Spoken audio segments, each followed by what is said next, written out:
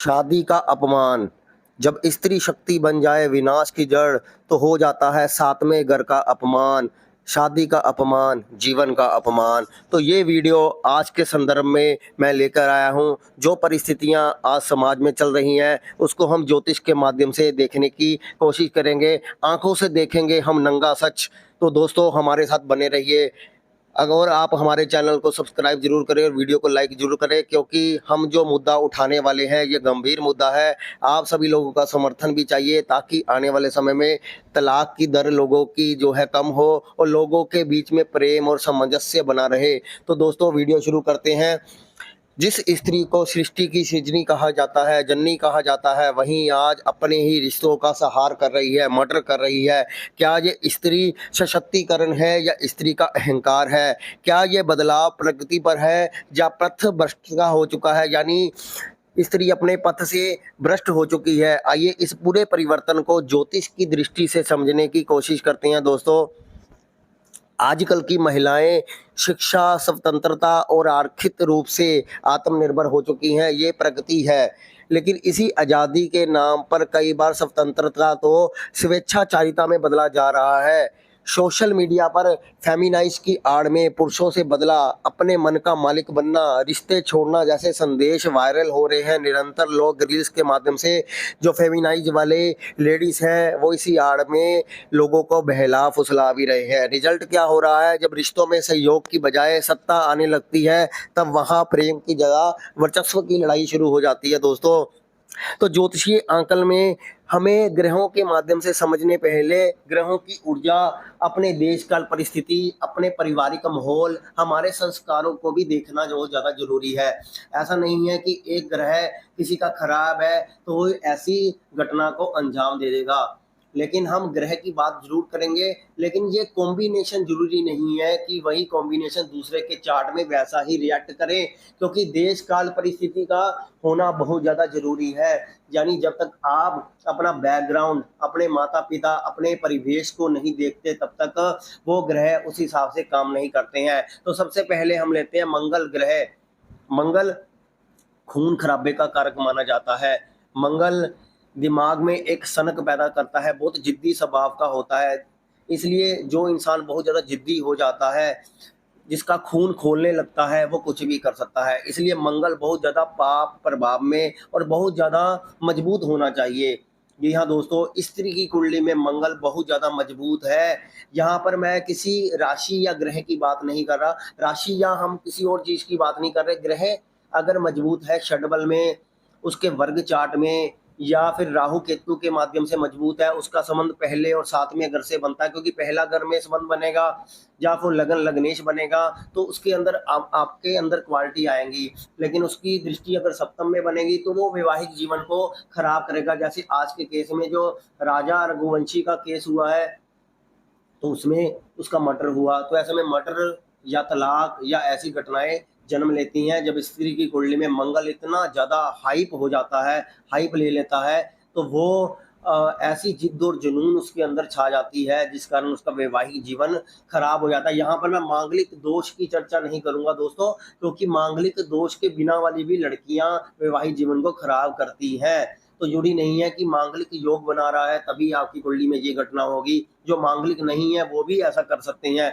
मुख्य रूप से मंगल को उकसाने वाले ग्रह कितने हैं आपके पास, मंगल के पास कितना बल है? स्त्री का जो मंगल है बहुत ज्यादा बली भी नहीं होना चाहिए आज के संदर्भ में। वे आक्रामक, वर्चस्ववादी और कई बार मर्दाना प्रवृत्ति वाली हो जाती है। ऐसा मंगल उसे अपने पति पर हावी होने की प्रवृत्ति देता है, जिस कारण वो रिश्तों को कुछ नहीं समझती है। जो राहु होता है दोस्तों, वो इल्यूशन कहता है। राहु किसी के साथ युति बना लेता है तो वो भ्रमित करता है, अधिकार की बूथी बना देता है। यानी उसको अधिकार चाहिए हर चीज में, हर चीज में सिर्फ उसको अपना स्वार्थ चाहिए। रिश्तों में अधिक स्वतंत्रता चाहिए। उसको चाहिए कि लोग उसको पहले पूछे, उसके बारे में पहले सोचे। तो राहु हमेशा अपने बारे में पहले सोचने की प्रवृत्ति देता है, वो फैमिली को एडजस्ट नहीं होने देता, क्योंकि बृहस्पति खराब होता है। सबसे मेन प्लेनेट है कि बृहस्पति अगर किसी स्त्री का या किसी भी इंसान का बृहस्पति खराब है तो वो पथ से भ्रष्ट होगा ही होगा। और जब बृहस्पति खराब है तो मंगल को उसकी सही दिशा नहीं मिलेगी। मंगल अनियंत्रित होकर आपकी जन्म कुंडली में हमला बोल देगा और ऐसे गलत कदम उठाने पर मजबूर कर देगा। इसलिए बृहस्पति अगर षडबल में मजबूत है, अच्छी राशि में है, वर्ग चार्ट में अच्छी स्थितियों में है, उसके प्रॉपर बल अच्छे हैं, अच्छे मित्र ग्रहों का सहयोग है, तो वो जो बृहस्पति है आज के संदर्भ में कुछ हद तक आपको भटकने नहीं देगा। वो फैमिली वैल्यू को लेकर आगे चलेगा। उसके लिए तलाक लेना एक बहुत बड़ी बात हो जाएगी। वो तलाक लेने को कभी भी हामी नहीं भरेगा। लेकिन जिसका बृहस्पति खराब होगा वो 2 मिनट भी नहीं लगाएगा तलाक लेने के लिए, मर्डर करने के लिए या किसी भी प्रकार की सुपारी देने के लिए। बृहस्पति खराब ही राहु और मंगल को खराब की ओर अग्रसर करता है। तो मंगल और राहु दोनों मिलकर सामने वाले इंसान की वाट लगा देते हैं, क्योंकि बृहस्पति सपोर्ट नहीं करता वहां पर। यहाँ पर शुक्र जो रिश्तों को तार तार कर देता है, शुक्र जो कि संबंधों और स्त्रीत्व का कारक माना जाता है, राहु मंगल से पीड़ित होता है या फिर किसी ऐसी संभावना से शुक्र बहुत ज्यादा बलवान हो जाता है, क्योंकि बलवान होगा उसकी क्वालिटी उसके अंदर उतनी ज्यादा आएगी, उतना ज्यादा बृहस्पति कमजोर होगा। तब स्त्री संबंधों को सिर्फ एक प्रयोगशाला यानी सिर्फ एक प्रैक्टिकल अप्रोच की तरह लेके चलेगी। उसके लिए सिर्फ यहाँ पर एक स्टडी केस होगा जहाँ प्रेम की जगह देह और सत्ता होती है, तो उसी के आधार पर वो चलेगी। चंद्रमा कमजोर या शनि से ग्रस्त होता है तो भी जो इमोशनल संतुलन होता है वो बिगड़ जाता है और इंसान अपने अंदर ही अंदर कुछ अलग सी चीजें बनाने लग जाता है। जब चंद्रमा पीड़ित हो तब स्त्री कठोर हो जाती है, भावनात्मक रूप से भी वो डिस्कनेक्ट हो जाती है सभी रिश्तों से। तो ये बहुत ज़्यादा जरूरी है। चंद्रमा भी हमारी बृहस्पति की तरह हमारा मन है, क्योंकि ये सब डिसीजन हमारा मन ही तो तय करता है। जब मन हमारा सही दिशा में जा ही नहीं रहा तो बाकी ग्रह अपनी एनर्जी खो देते हैं। तो चंद्रमा इज द मेन की प्लेनेट। अगर किसी की शादी नहीं बच रही है, शादी में धोखे हो रहे हैं, तलाक हो रहा है, मर्डर हो रहा है, सुपारी दी जा रही है, तो चंद्रमा is the key planet. Secondary Brihaspati सबसे ज्यादा जरूरी है। आधुनिक और भटकाव की ओर ले जाने वाले संकेत आजकल की जनरेशन बहुत ज़्यादा इसको फॉलो कर रही है। आज की स्त्री कहती है मैं शादी इसलिए नहीं करूंगी क्योंकि मुझे किसी पर निर्भर नहीं रहना। अगर मेरे पति ने मुझे रोका तो मैं उसे छोड़ दूंगी, मैं खुद में सब कुछ हूँ। ये विचार जो है समता की नहीं, स्वयं को ईश्वर मानने की प्रवृत्ति बना चुके हैं। जी हाँ, आज की स्त्री, जो खराब स्त्री की बात कर रहा हूँ मैं, सभी स्त्रियों को दोषी नहीं मानता। बहुत सारी स्त्रियां हैं जो स्वयं पिस रही हैं, बेचारियों को इंसाफ भी नहीं मिल रहा, वो इंसाफ लेना भी नहीं चाहती। इसलिए जो खराब स्त्रियां हैं वो स्वयं को ईश्वर मान चुकी हैं। एस्ट्रोलॉजी में इसे कहते हैं सातवें घर का अपमान। जी हाँ, सातवें भाव का अपमान। सातवां भाव विवाह, सहभागिता, परस्पर त्याग की ओर अग्रसर करता है। जब कोई स्त्री इसे त्याग कर अपने आप में ही खो जाती है, सेल्फ लव में बिलीव करने लग जाती है, तो उसका अपना अगला पड़ाव तलाक होता है, हत्या होती है, मानसिक अस्थिरता बनती है। उदाहरण के रूप में आप फिल्मी घटनाएं या आसपास के केस देख सकते हैं। हाल फिलहाल में इतने सारे केस चल रहे हैं, जस्टिस ड्यू पड़ा है, जस्टिस नहीं मिल रहा।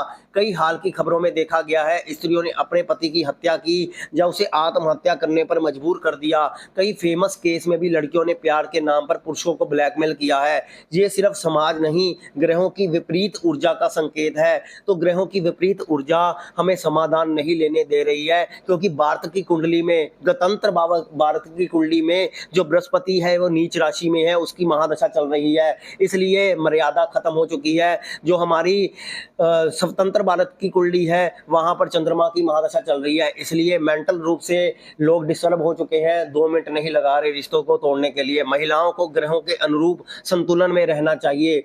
यदि आपकी जन्म कुंडली में मंगल, राहु या किसी भी प्रकार के चंद्रमा, बृहस्पति खराब है तो आपको उस भगवान की आराधना करनी चाहिए और मन ही मन पॉजिटिव अफर्मेशन देनी चाहिए। बहुत सारे लोग भगवान की आराधना को करते हैं लेकिन उसे मन से नहीं करते हैं, तो वो ग्रह अपनी गति खो देते हैं। कमजोर चंद्रमा वाले शिव अभिषेक, दूध का दान, माँ से मधुर संबंध बना के रखें और आसपास अपने कानों का कच्चा मत बनने दे। केतु खराब होगा तो कानों का कच्चा बनेगा, इंसान आसपास किसी की बातों पर भी बिलीव कर लेगा बहुत ज़्यादा। शुक्र और राहु को शांत करने के लिए अपनी जीवन शैली को बिल्कुल सात्विक बनाए, खान पान सात्विक रखें, ब्रह्मचर्य का भाव रखें, सत्य बोलना सीखें। तो निष्कर्ष क्या निकलता है, जब स्त्री जब शक्ति होती है तो ये परिवार को बना सकती है, लेकिन वही शक्ति जब अहंकार बन जाती है तो महाभारत तक का कारण बन सकती है। ज्योतिष कहता है जब चंद्रमा और शुक्र में संतुलन होता है तभी स्त्री सौंदर्य और करुणा का संगम बनती है, वरना एम्पावरमेंट के नाम पर, या एम्पावरमेंट का अर्थ जो पावर ओवर अदर्स बना लेती है, जबकि पावर ओवर अदर्स नहीं है बल्कि इनर स्ट्रेंथ विद बैलेंस होना चाहिए। अगर आप इस वीडियो से सहमत हैं, अगर आप हमारे विचारों से सहमत हैं तो कमेंट करें और बताएं क्या आपके पास आसपास ऐसी घटनाएं हो रही हैं या आपके साथ भी ऐसा कुछ हुआ है। तो इस वीडियो को शेयर करें ताकि हर लड़की ये समझ सके कि उसका असली सशक्तिकरण किसमें है, रिश्ते निभाने में या रिश्ते तोड़ने में। धन्यवाद दोस्तों, वीडियो को लाइक करें और चैनल को सब्सक्राइब जरूर करें।